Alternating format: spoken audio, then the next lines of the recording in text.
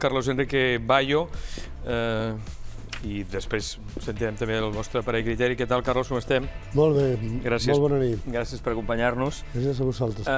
Li volem demanar aquesta nit al periodista Carlos Enrique Bayo que valori, segons el seu punt de vista i la seva feina publicada, el valor de les declaracions en seu judicial de l'excomissari Villarejo d'aquesta setmana i l'abast que pot acabar tenint tot plegat, o si serà al final una tempesta en got d'aigua i no es mourà res més després d'aquells cruels atemptats de Barcelona i Cambrils del 2017 que ja han estat jutjats.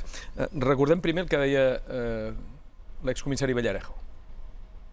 Estuve grabando con ellos para intentar arreglar el entuerto del famoso atentado del imán de Ripoll, etcétera, etcétera, donde al final fue un error grave del señor Roldán que calculó mal las consecuencias por darle un pequeño susto a Catalunya.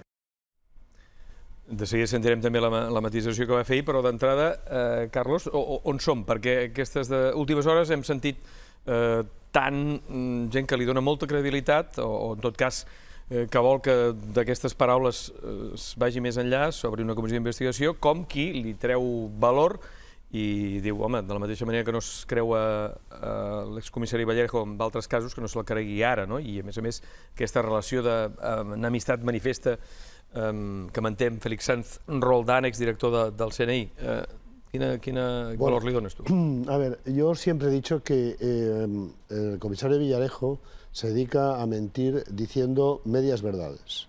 Entonces, el hecho de que evidentemente esté mintiendo y esté intentando defender lo indefendible que ha sido su cloaca personal y su enriquecimiento, no quiere decir que no vaya trufando eso de cosas que son auténticas. Por ejemplo, ¿acaso no era auténtico todo lo que dijo sobre Corina, la entrevista que tuvo con ella y todo lo que estaba acusando al emérito de defraudar al fisco español, de cobrar comisiones? Pues estaría mintiendo muy a menudo, pero era absolutamente cierto lo que él levantó. Lo levantó esa conversación grabada con Corina. Igualmente, en este caso, evidentemente, él se está intentando vengar de Félix Sanz Roldán y probablemente eso es la falsedad. No es una operación decidida personalmente por Sanz Roldán, porque eso realmente tiene una responsabilidad política muy superior, que alcanza evidentemente al presidente del gobierno en ese momento. Pero realmente, una cosa que sí por nuestras investigaciones, que hemos estado un año investigando las relaciones entre el CNI y el imán de Ripoll, lo que sí es cierto es que hubo esas relaciones y fue confidente hasta el día antes de los atentados el imán de Ripoll del CNI, y que evidentemente hi hubo un error gravísimo por parte de los servicios secretos españoles. Ara hi anirem amb això, aquest seguit d'informacions, perquè dèiem que ahir mateix el mateix Villarejo, que per cert avui ha seguit declarant en el judici pel cas Tàndem, matisava en certa manera aquesta afirmació feta en seu judicial.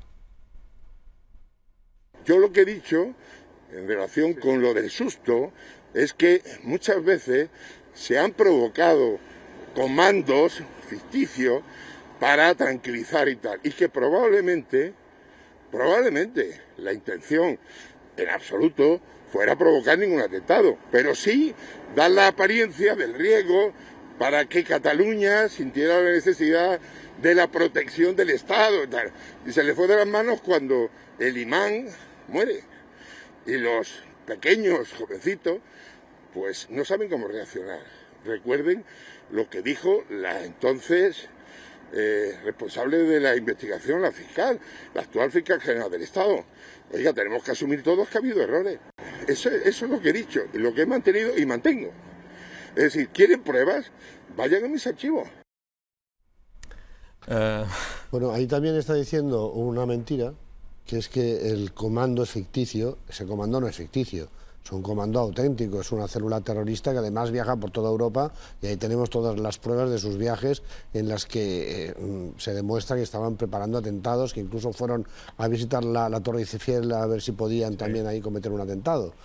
Lo que sí que es cierto es que en ese momento las fuentes que me informaron sobre las relaciones entre el CNI y el imán de Ripoll realmente estimaban también que de lo que se trataba era de desarticular en el último momento ese comando terrorista, esa célula terrorista, que lo que pretendía era atentar en el Nou Camp y en la Sagrada Familia, para nada iba a atacar en las Ramblas, y por lo tanto no pudo haber sido la CIA un año o meses antes informada y alertar a los Mossos de eso, puesto que eso fue improvisado en horas después de lo que ocurrió en Alcanar, pero de lo que se pretendía sí era demostrar a Cataluña que los servicios secretos y los servicios antiterroristas del Estado español eran capaces de desarticular un comando yihadista peligrosísimo.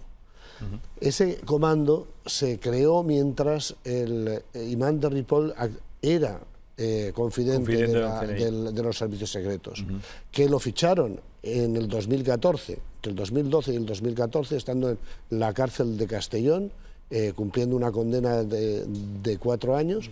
Lo fueron a visitar 4 veces, 3 veces la Guardia Civil y la última vez 2 agentes del CNI, y después de eso salió a la calle y entonces empezó a recibir ayuda para no ser deportado de España. Y luego recibió también ayuda para que se le fichara como imán en uno de los 2 oratorios de Ripoll en los que estuvo predicando.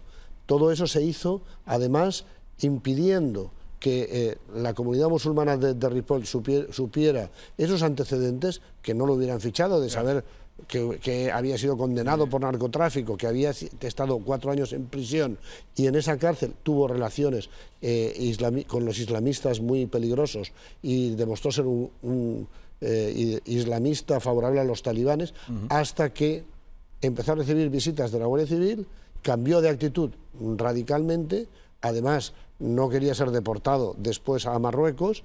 Y bueno, es que evidentemente es algo muy normal, es de manual, que se intente conseguir un confidente que se puede infiltrar en las redes terroristas. Recordem aquell moment que hi ha hagut atemptats arreu d'Europa, a París, a Niça... Además él estuvo viajando en repetidas ocasiones a Bruselas y estuvo además en el centro del yihadismo en Europa, que son los alrededores de Bruselas. Estuvo en la mezquita de Diegem, la mezquita Youssef, y precisamente 3 días después de los atentados del 17 de agosto, el presidente de la mezquita Youssef, Soliman Ayacuch, fue interrogado por la Fiscalía Federal belga. Declaró que en la visita que había estado entre enero y abril de 2016 allí en la mezquita de Diegem, al lado de Bruselas, estuvo hablando por teléfono con los servicios secretos españoles. Lo declaró a la Policía Federal, a la Fiscalía Federal belga, el presidente de esa mezquita, a petición, además de la Secretaría de Estado de Seguridad en España, que hizo una comisión rogatoria a la Fiscalía belga. Y ese testimonio, que lo hizo 3 días después de los atentados, fue remitido a los investigadores y durante 1 año y medio no se entregó ese interrogatorio al juez del Central 4 de la Audiencia, el que estaba investigando esos... I que després en el judici tampoc es va tenir en compte. No, porque es que además hay otra falsedad, eso sí que es una falsedad grave. Constantemente se está repitiendo. La sentencia del 17A desmontó esa falsedad, así lo ha titulado El País, desmontó la falsedad, pero si precisamente el juez de ese juicio subrayó que no se estaba juzgando ni las relaciones del imán de Ripoll con nadie, ni la organización del atentado, ni siquiera los asesinatos. Dijo clarísimamente, aquí no estamos juzgando ningunos asesinatos, se estaba juzgando la colaboración con organización terrorista de 3 supervivientes, i això és tot. Ahir vam entrevistar l'exdiputat Jordi Xuclà, que havia sigut membre de la Comissió de Secrets Oficials, on hi va haver en el seu moment una compareixença de Félix Sanz Roldán. És veritat que els diputats que pertanyen a aquesta comissió no poden explicar exactament el que s'hi diu, però en tot cas ens va venir a dir que el 2014 hi va haver un final d'aquesta relació de Sati i el CNI, per bé que vosaltres vau publicar que fins al dia mateix de l'atemptat aquesta relació es mantenia. A ver, eso sí que es otra mentira lo que dijo Charles Roldán. Igual que mintió cuando dijo que no había ido a amenazar a Corina, puesto que perdió el juicio. Es que además eso sí que es una sentencia firme porque no la recurrió. Pero bueno, el caso es que cuando dice que en el 2014 precisamente se interrumpen esas relaciones con el imán, justo cuando va a salir de prisión, que es cuando le visitan por primera vez ya agentes del CNI, dos agentes del CNI, hasta entonces habían tenido relaciones con, digamos, visitas de la Guardia Civil. Justo cuando sale de prisión y el subdelegado del gobierno en Castellón pide al juez que se ejecute su deportación como era normal, de repente empieza a tener asesoría letrada de defensa que presenta certificados de haber estado afiliado a la Seguridad Social durante los años anteriores, pues estaba en prisión, de arraigo en el país, pero si estaba en prisión y además estaba, según los informes de instituciones penitenciarias, radicalizado y participando de propaganda islamista, al final el juez además acepta no deportarle. Després se va a Ripoll i recibe ahí recomendaciones. També vau publicar en el seu moment que la intenció del CNI era que aquest imam s'instal·lés a Barcelona, però finalment va anar a Girona. Según las fuentes del espionaje que lo conocían, en principio lo que se pretendía era que se instalase en Barcelona, pero el jefe del CNI en Barcelona, el responsable, dijo que muy bien, pero que entonces él tendría que ocuparse personalmente.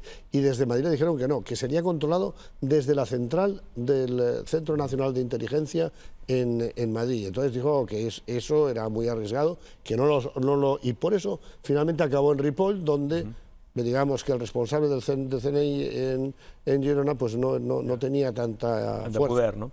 És veritat que a les vostres informacions vosaltres també dieu que descartàveu que fos una conspiració, que l'atemptat va ser un atemptat jihadista. Es que todo esto no es ninguna conspiración. Esto es de manual. Intentar conseguir, además, cuando tienes una palanca, una forma de amedrentarlo, que es su expulsión a Marruecos, su deportación a Marruecos, donde iba a acabar en prisión quizá para el resto de sus días. Pues cuando puedes precisamente amedrentar a un yihadista para que trabaje y sea un infiltrado, alguien que tiene acceso a los centros yihadistas en Europa, a donde le dejas viajar además, pues es una actividad absolutamente, bueno, de manual de lo que los servicios antiterroristas tienen que hacer. Pero luego es cuando dejan de controlar realmente sus actividades. Él pasa, ya me dijeron algunas de mis fuentes policiales, el problema con los confidentes, ¿cuál es? Que al final no sabes si él trabaja para ti o tú para él. Entonces, eso ha pasado con narcotraficantes, con terroristas también. Entonces, él se aprovechaba de esa inmunidad que le permitía moverse por Europa y de que quedaba ocultas sus antecedentes policiales para realmente hacer su propaganda, su proselitismo. Vosaltres, a les informacions de Público, sempre parleu d'ell com el cervell de l'atemptat. Sí. Ahir Jordi Xuclà deia que l'autor intel·lectual no era Esati, sinó que era algú de l'estranger. Bueno, a ver, él iba constantemente precisamente a esa zona de Diegen, Vilvoorde, todo lo que es el núcleo central del yihadismo en Europa, y por supuesto ahí tenía relación con los grandes jefes del yihadismo europeo y podía tener sus órdenes desde allí, por supuesto. Tampoco es el cerebro del atentado de las Ramblas, porque el atentado de las Ramblas es improvisado. Ellos lo que querían hacer era hacer atentados en lugares realmente neurálgicos, donde iban a causar grandes matanzas, por eso tenían tanto explosivo acumulado. La investigació dels Mossos també va descartar aquesta via de la conspiració. Quin accés tenien els Mossos a la documentació del CNI o com funcionava això? Estamos en unos momentos en que precisamente los Mossos no tienen acceso a los archivos del CITCO, del Centro de Inteligencia sobre Terrorismo y Crimen Organizado, que dirigía además uno de los de la cloaca amigo de Villarejo, José Luis Oliveras Serrano, pero no tenían acceso tampoco a la Europol porque se la habían negado. Y por tanto, por ejemplo, cuando está en primeros de 2016, está ahí en Bruselas, en Diegen, Abdelbaki Es-Sati, el imán de Ripoll, precisamente la policía belga, un oficial belga, llama a un conocido que tienen los Mossos para preguntarle si saben algo de Abdelbaki Es-Sati y sus antecedentes islamistas o algo, y después de mirar sus bases de datos no lo encuentran, porque no tienen acceso a esas bases de datos. Entonces, los Mossos, es que claro, esto que estoy diciendo no es ninguna teoría de la conspiración. No es que conspirase el CNI para que se cometiera un atentado en Cataluña, no. Es que descubrió que uno de sus confidentes sí que estaba trabajando con una célula que estaba preparando posibles atentados en Cataluña y decidió no informar de ello a los Mossos de Escuadra, porque querían ponerse en la medalla y decir, lo vamos a desarticular nosotros y vamos a demostrarles que sin nosotros es muy difícil hacer frente a la amenaza terrorista internacional. ¿No? Pero antes de que ocurriera lo que estaba previsto y antes de que hubiera pasado eso, hubieran detenido a toda la célula, voló en pedazos su polvorín, falleció supuestamente el imán de Ripoll, e improvisó a Abu Yaqub, improvisó totalmente tirarse en las Ramblas a atropellar gente. Has dit supuestamente, murió. Bueno, supuestamente eso no ha sido demostrado. Eso también los abogados de Javier Martínez, no es ninguna teoría de la conspiración. Es que si algo no está demostrado, no está demostrado. Igual que no se juzgaron los atentados ni la organización de los atentados en el juicio que dicen del 17A. No se juzgaron y por tanto no se desmontó ninguna teoría. El jutge Guevara no va voler citar ni els agents del CNI ni els guàrdies civils que van anar todas las diligencias que se pidió por parte de la defensa para esclarecer el origen del atentado, cómo fue organizado, todas esas diligencias fueron denegadas radicalmente. La Audiencia Nacional en ese moment també es va escudar en la mort de l'imam per no investigar aquesta connexió de... Porque bajo la teoría de que como el cerebro de la célula terrorista, que no del atentado en las Ramblas, pero sí, el que era el maestro de esos discípulos terroristas, falleció, y fallecieron también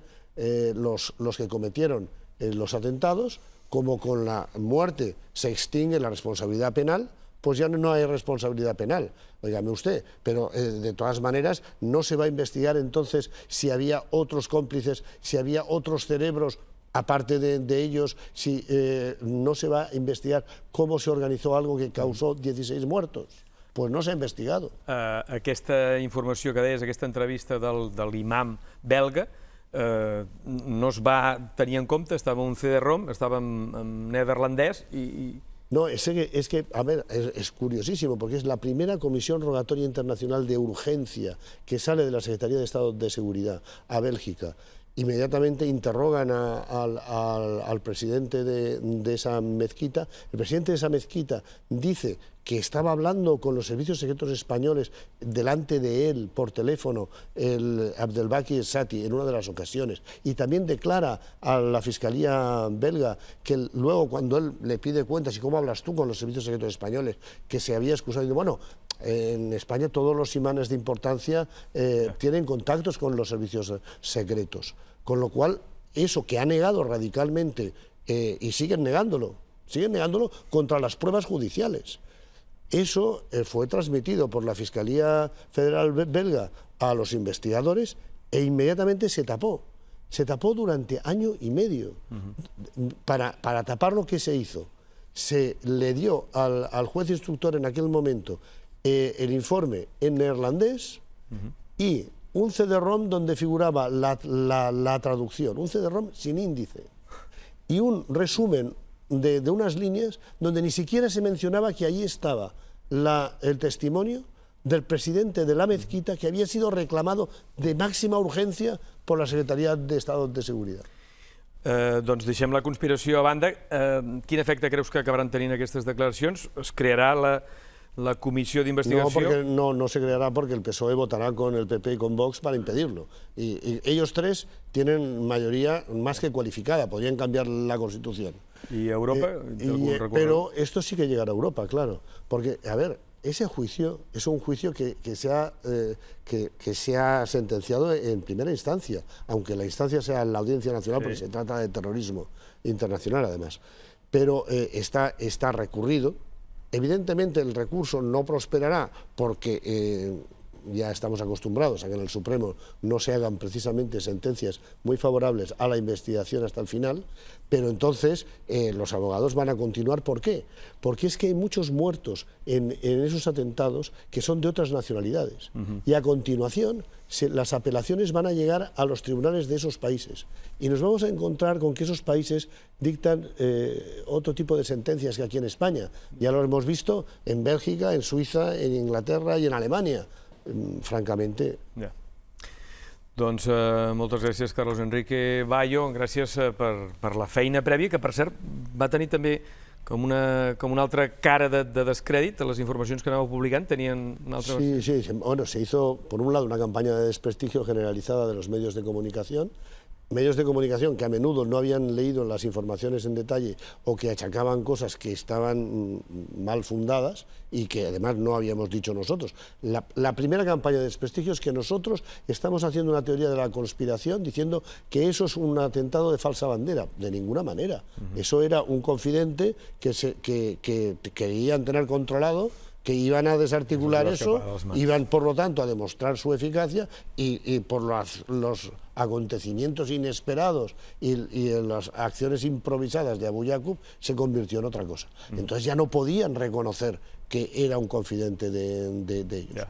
Teoria de conspiració, nada. De fet, els controladors d'ESAT, un és a Àfrica i l'altre a Amèrica Llatina. Sí, los que los controlaban fueron enviados al extranjero con sus familias. Pero entonces también se obvia una cosa. Cuando Villarejo dice un susto, no dice un susto, dice un pequeño susto. No es un ensurt, es un petit ensurt. Entonces, eso, ¿por qué dice pequeño? Porque el susto hubiera sido darse cuenta de que estuvieron a punto de cometer un atentado. No es que pensaran realmente que se produjera ese atentado. Tractava de detenir-los fins i tot i dir, mira, hem desarticulat un... Detenerlos, desarticularlos antes y demostrar que sin su ayuda hubiera habido una matanza. Molt bé, doncs, una vegada més, Carlos Enrique Bayo, moltes gràcies. Fem una petita pausa i justament ara comencem a analitzar també a la taula la informació que ens ha refrescat Carlos Enrique Bayo i també aquestes accions per veure si realment hi ha comissió d'investigació o no. Moltes gràcies.